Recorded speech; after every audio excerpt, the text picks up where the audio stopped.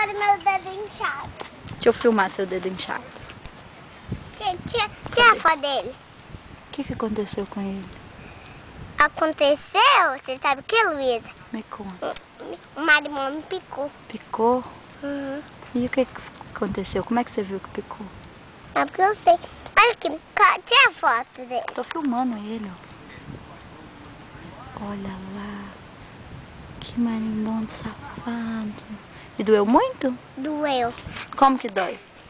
É assim, eu chorei. Só um pouquinho, né? Não, muito. Não chorou muito não, só um pouquinho. Por quê? Porque você já é moça. Ah, moça, só chora um pouco. Moça não chora igual nenenzinho, não. Neném chora muito. Chora assim. Olha aqui, eu vou balançar de costas, tá?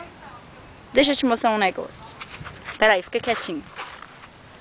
Vou te mostrar um negócio, ó. Fica sentado.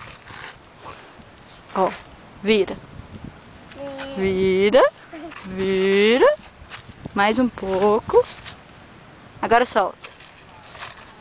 Levanta o pé.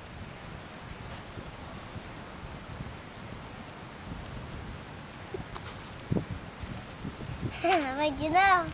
Então vamos pro outro lado agora. Vai lá. Vai. Vira eu. Vira.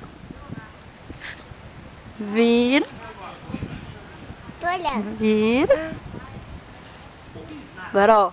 Oh, levanta o pé.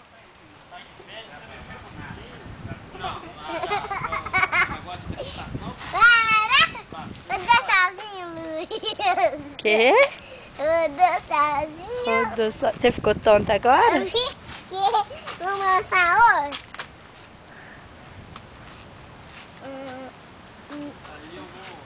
Ô, Luísa, vamos escorregar? Vamos.